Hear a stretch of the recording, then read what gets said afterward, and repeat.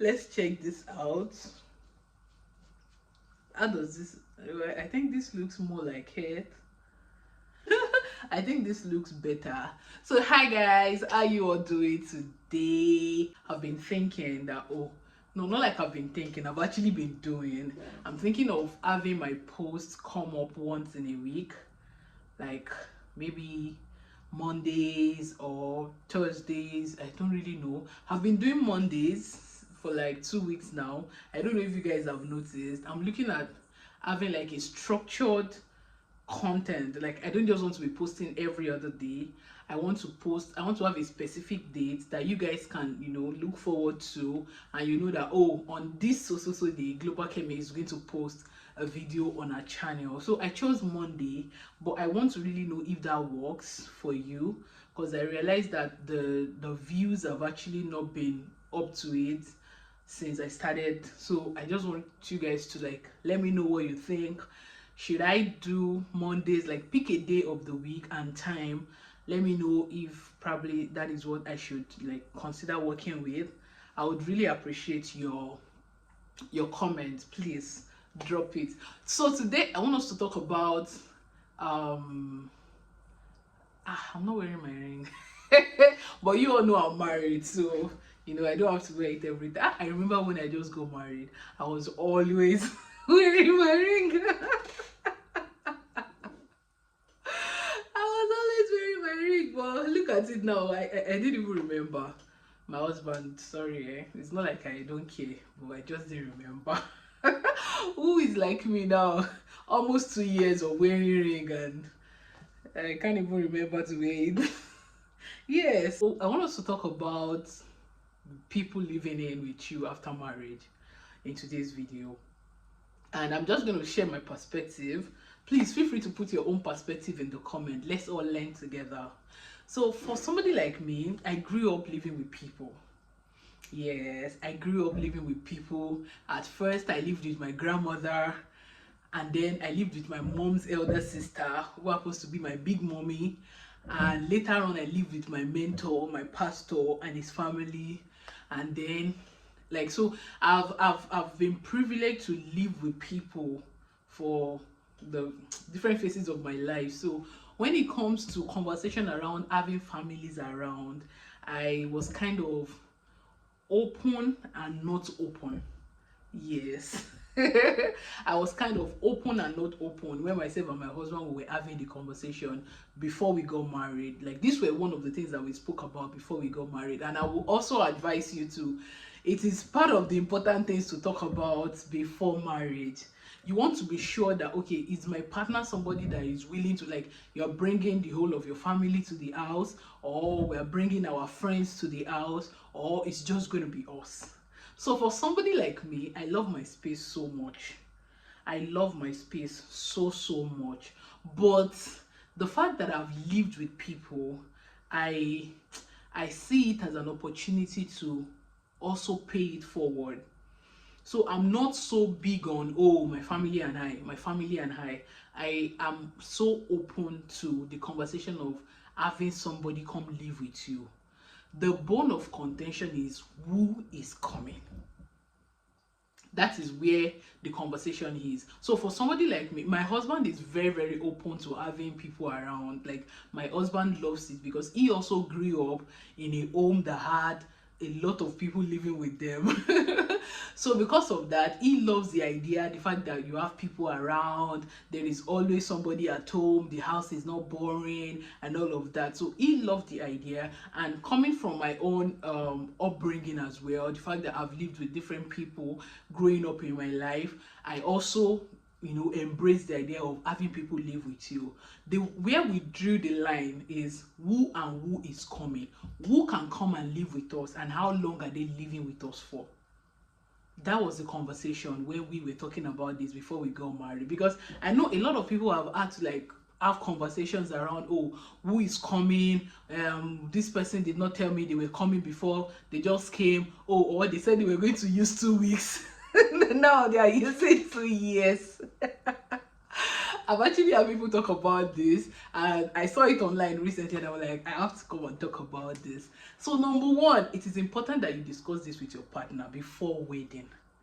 Yes, these are one of the boxes of conversations that you have to tick off before you before you decide to get married, rather, before you decide to get married. So once that is then the conversation around who is coming and how long are they coming for. That was a conversation myself and my husband, I knew that we spent so much time talking about, because as much as possible, I want to be sure of who is coming. Because number one, this is my space. Yes, whether you like it or not, it is my space, it is my home, it is my family. I am the homemaker, I am the home manager. So I run things here, it is my space. So I have to be sure of who is coming. Yes, that is very, very important. We highlighted the categories of people that were willing to, come live with us. If you say you want to come, okay, who are you? Who are you to us? Can we validate your character? Because see, I've had people. I was watching Vicky James YouTube channel, at the Ateres YouTube channel, I think 2 weeks ago, and she mentioned how that the first fight that they had was as a result of somebody that was living with them. I think maybe one of their staff or something. Imagine, as husband and wife, you people are not even quarreling because of something about the two of you. You're quarreling about an external person that is living in your space. That was their first fight, and it was so surprising to me. Though not surprising, because I know how people can be, I know how people can behave, I know how in the face of the husband you look like a good person, and in the face of the wife you are fire on the mountain, you don't want to care, you don't want to do this. So because of that, we kind of discuss, okay, we must be able to attest to the person's character. If you want to say, oh, you want to come and stay with us, and we're not restricted. Oh, family members, friends, you're welcome, in as much as we can attest to your faith and your character. Yes, those two things, we're not going to compromise it because of our own space, because we as well, we are spiritual people and want to be sure that whoever it is that is coming into our space also have the same faith with us. Like we're praying, we can trust that, okay, this person, we can trust that, oh, this person is not coming with any you get what I'm trying to say. So those things are very, very important. And then the second conversation, aside from the faith and the validity of character, is how long is the person going to be staying for. So for that period when we had this conversation, we weren't looking for somebody that was going to live with us forever and ever. Amen. Yes, we weren't both comfortable with, okay, this person is going to be living with us forever and ever. No, in fact, we didn't support even 6 months. The longest we both discussed that whoever it is that wants to come to us, that wants to stay with us, the maximum 3 months. Maximum of 3 months. So within 3 months, whatever it is that you probably want to do, you want to probably get your own space, or you came to probably write an exam and you want to go back, or you're having issues with accommodation, you just need a temporary space, give or take, within 3 months, God should have settled you. Yeah. So whatever it is, whatever discomfort or whatever it is that the case may be, during the period that the person is with us, at least we know that no matter what, in 3 months time, the person would take his or her leave, and we both agreed on it. Your sibling can come around, my sibling can come around, but we are not given any longevity of stay. We are trusting God that within 3 months, God is going to settle you, and that was it. Family, friends, anyone, that was the conversation we had.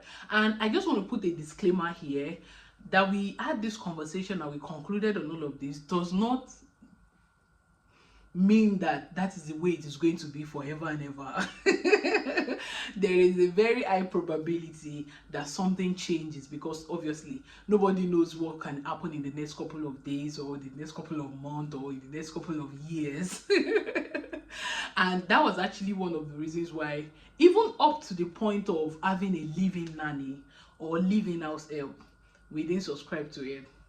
Yes, I actually didn't have any issue with it until my husband opened my eyes to it. Yeah. So what we discussed when we were still courting is that, okay, instead of saying, oh, let's have a living nanny or a living help, what we're going to have is a nanny that comes and goes. And when I mean come and go, I mean you come in the morning, you go in the evening, or we are not having a live-in nanny or a live-in house help. That was also part of the decisions that we made, just to ensure that, okay, we can trust our space.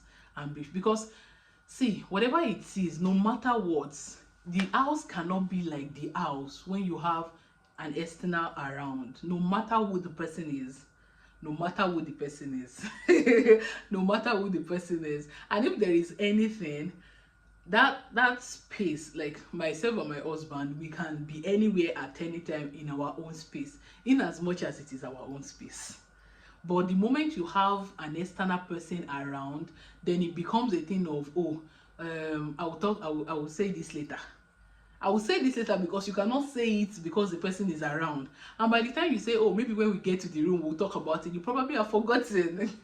But if it is just you and your husband in your space, it is easy for you to have different conversations. So the conversation we had around nanny and house help is, oh, they're going to come in and go. And when we were in Nigeria, we had we didn't have even go and come nanny or house help, because at the time most of our activities or most of our house chores were what's the word now, I can't remember what I want to say, were contracted out. Yes, so our laundry was contracted to a laundry company that comes to pick it up and drop it, I think within a week or so. So that one was sorted. In terms of food, I love to cook, so there wasn't there wasn't going to be any need for somebody to cook, except for days that we eat out. Mostly on Sundays we eat out, and when we're not eating out, I already have food in the freezer, so just bring it out and microwave and we are good to go.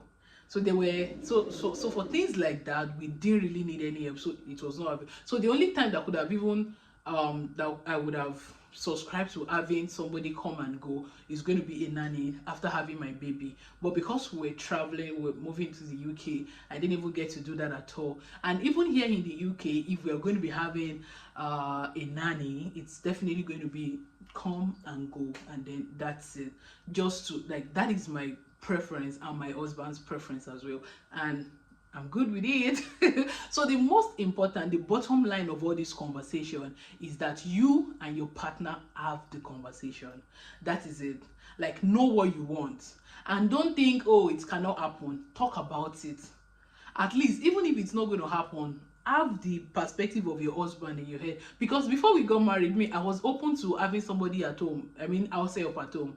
But when my husband opened my eyes to it, that, okay, instead of having somebody that will live with us permanently, how about the person goes, if you're done with your cleaning, done with your this, then you can take your leave. And I'm like, okay, this is also a good idea. And that was, even though we ended up not even having one when we were in Nigeria, and I'm not sure we're going to have one here, because most of the things here are are DIY. Do it yourself. Is it to put clothes in the laundry? The only part is the ironing, and at least for now we're getting through that by ourselves. So, but the most important is that you have the conversation. I know of people whose temperament actually tends to want to have people at home. Yeah, I know people like that, oh, they always want to have people around. Come, as many as you are welcome. It's a good trait. It's a good trait, but there is need for balance. There is need for you to know where to draw the line, especially when your partner is not comfortable with it. You need to talk about it, because I'm not even going to lie, the wife is going to be the one doing the cooking, managing the home, and managing all the number of people that you have in the house. It can be a lot of work on them. And do you not know the worst part of this story? I have seen people come to live with people and they are not even willing to do house chores. You will come to live in my house, you will eat my food, and you cannot do dishes. I've seen people share their experiences, and it really really breaks my heart. Anyone who is giving you shelter and is giving you food to eat, you must really really be intentional about paying it forward by doing what you can do in the house. And let's just be frank with ourselves, it is just the normal thing. If somebody has deemed it fit to accommodate you, then you are supposed to be of help, be useful to the person. It seems like I'm saying this thing passionately, because when the person was sharing her experience with me, I felt like this is unfair. Imagine you coming to live with somebody, and you are with the person is cooking, you are eating, and even to do the dishes, you are not cooking, no, just to at least, even if you are not doing everybody's dishes, do your own. Don't just put it there and expect the wife to come and do the washing. At least in any way that you can help, it is better that you just do so. I don't know if you get my point, or maybe I'm the one stressing it too much. I understand that the person might not even mind. Like, if you come to visit me and you don't do dishes, it's fine, I will do my thing, definitely. But the fact that you deem it fit to do it means that, oh, you appreciate the person and you are easing the stress on the person. It's just the way. So because of all of these stories that we see online, or even when people share their experiences, a lot of people don't even want anybody to come and live with them. No. Before you know it, they will give one excuse or the other. So if you're also, even as a person, you must also ensure that you are actually a good person. Like I said, the reasons why you're going to say you want to come and stay with me and I will agree is your faith. It is very very important, and your character. I cannot accommodate somebody that does not have good character. Somebody that you say, oh, let's do this, and before you know it, your eyes is already on your head. No.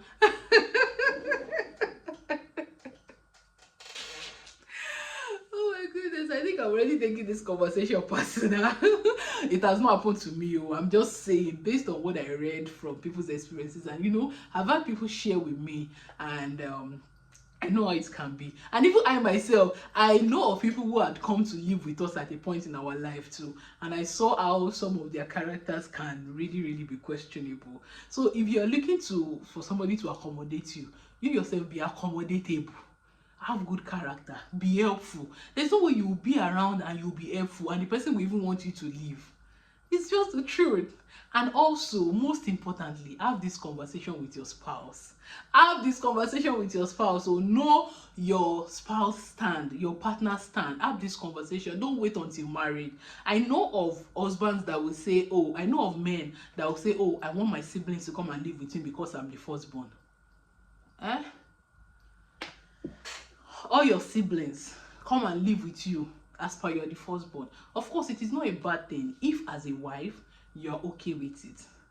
And how long are they staying for? Are they staying with you for the rest of your life? Are you going to be cooking for 7 people, you that you just got married? When are you going to have personal time with your husband? A scenario is just coming to my head now. Like, imagine you actually probably need your partner. Maybe it's already like evening or night and everywhere is supposed to be quiet and calm, and all of them are in the sitting room watching movie. And the movie is not going to end until 12. Just forget it. That night is cancelled. You pick another night. Oh my goodness. See, accommodating people is not bad. I'm telling you. The most important is that you and your partner, because the way God has designed marriage is that 2 shall become 1. So in decisions like this, the 2 of you must become 1 as well. In decisions like this, the 2 of you must become 1. It is very, very important. I've said my own. But sincerely, please, I want you to drop your own comments in the comment. Like, let me know what you think about this, having having siblings in your house with you, or having families, or having friends around. Let me know. Share your experience. Let me know if it has been working for you or if it didn't work for you, so that at least somebody else will learn as well, and I would also pick something from it. I would also learn from it as well. So thank you guys for watching. I'll see you on the next one. If you have watched till this point and you have not subscribed, subscribe. Bye guys.